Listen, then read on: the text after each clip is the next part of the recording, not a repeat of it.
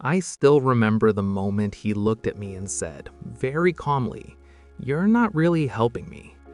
For a second, I thought I had misunderstood him, because for the past 3 weeks, helping him had been the one thing I felt absolutely sure about. It started in the most ordinary way.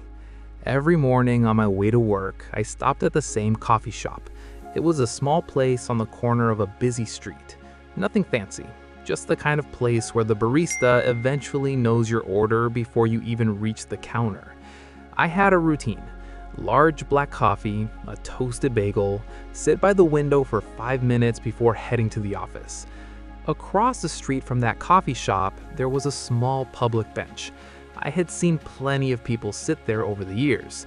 Office workers scrolling their phones, tourists checking maps, sometimes someone waiting for the bus. But one morning, I noticed someone who didn't look like he was just waiting.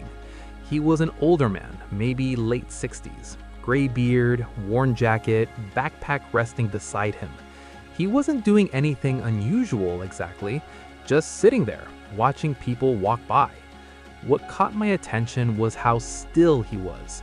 Not bored, not distracted, just quietly observing. I didn't think much about it at first, but the next morning he was there again, and the morning after that. Same bench, same calm expression, same backpack. Eventually, it became part of my routine too. I'd grab my coffee, sit by the window, and I'd notice him across the street.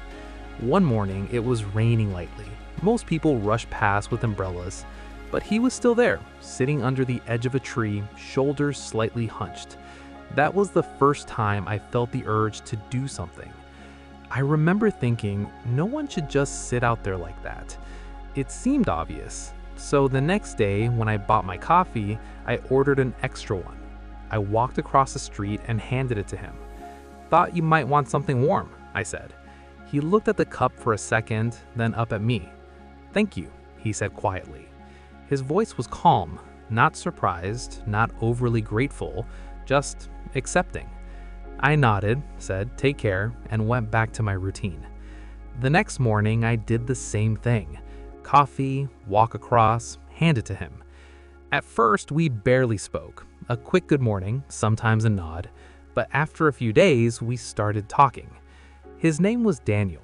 He had a slow, thoughtful way of speaking, like he was never in a hurry to finish a sentence. He didn't immediately tell me much about his life, and I didn't push, but little details came out over time. He used to work as a mechanic. He liked watching people walk to work in the morning, said it reminded him how different everyone's lives were, even though they all moved through the same streets. I started bringing him coffee almost every weekday. And I'll be honest, at some point, it started to feel good. Not just because I thought I was helping, but because it gave my morning a strange sense of purpose. My life at that time was comfortable but predictable. Office job, emails, meetings, the usual cycle. But this small act felt meaningful, like I was doing something real, something human. After about 2 weeks, the barista even joked about it. "2 coffees again?" she asked with a smile. "Yeah," I said. She nodded towards the window. "For your friend?" I laughed a little. "Yeah, for my friend." That word stuck with me the rest of the day. Friend. But if I'm being honest, there was something else happening in my mind that I didn't fully recognize yet. I had started to create a story about Daniel. In my head, he was someone who needed help, someone who didn't have much, someone I could assist. I never said those words out loud, but the assumption was there. Quiet, comfortable, until one morning when something small shifted. I walked across the street like usual with the coffee, but Daniel wasn't on the bench. Instead, he was standing near it, adjusting the straps of his backpack. "Morning," I said, holding out the cup. He looked at it, then at me, and for the first time since we met, he hesitated. "You know," he said slowly, "you don't have to do this every day." I shrugged. "I don't mind." He nodded slightly, but there was a thoughtful look on his face. That moment stayed with me longer than I expected, because something in his tone didn't feel like gratitude. It felt like consideration. but I brushed it off. The next day, I brought coffee again, and the next. 3 weeks after this routine started, I walked up to the bench with the usual cup. Daniel accepted it, but instead of immediately taking a sip, he looked at me for a long moment. Not uncomfortable, just studying me. Finally, he said, "Can I ask you something?" "Sure," I said. "Why do you bring me coffee every morning?" The question caught me slightly off guard. I shrugged again. "I don't know, just seemed like a nice thing to do." He nodded slowly.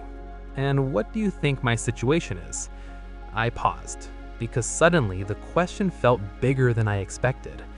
"I mean," I said carefully, "I guess I thought you might need it." He didn't react immediately. Then he said the sentence that completely changed how I saw that entire situation. "You're not really helping me." For a moment, I felt a small flash of confusion. Not anger, not offense, just surprise. "I thought," I started, then stopped. He raised the hand slightly. "Let me explain." His voice stayed calm. "You see me sitting here every morning and you built a picture in your mind." I didn't respond, because he was right. "I used to own a repair shop," he continued. "Worked for 40 years, raised a family, paid off a house." I blinked. None of that matched the quiet story I had written in my head. He gestured lightly to the bench. This bench was where we used to sit before work sometimes. We'd drink coffee and watch people rushing around. There was a pause. "So I come here now. Same time, same place." The realization started forming slowly in my mind. "I'm not homeless," he added gently, "and I buy my own coffee most days." I felt my face grow slightly warm. Not from embarrassment exactly, but from recognition. Recognition of something uncomfortable. "I'm sorry," I said quietly. He shook his head. "You don't need to apologize." Then he looked at the cup in his hand. "What you did came from kindness." He paused. "But kindness built on assumptions can still miss the truth." That sentence stayed with me long after we finished talking, because the strange part was I truly believed I was helping. And in some way, I probably was.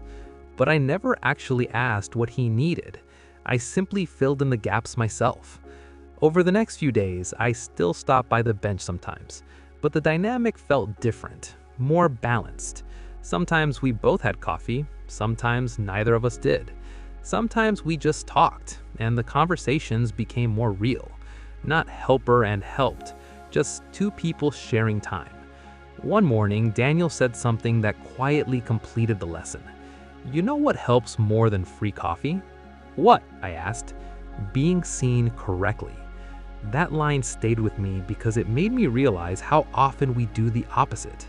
We notice someone, we observe a small piece of their life, and then we build an entire explanation around it.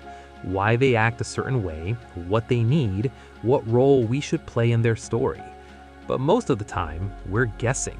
And our guesses say more about our perspective than their reality. Looking back, I still think about that morning when Daniel told me I wasn't really helping. Not because it hurt, but because it revealed something important about human behavior. Helping someone isn't just about good intentions, it's about understanding. And understanding almost always starts with one simple step we tend to skip: asking. So nowadays, whenever I feel that quick urge to fix someone's situation, I stop and ask myself a simple question. Am I really helping, or am I just responding to a story I created in my own mind?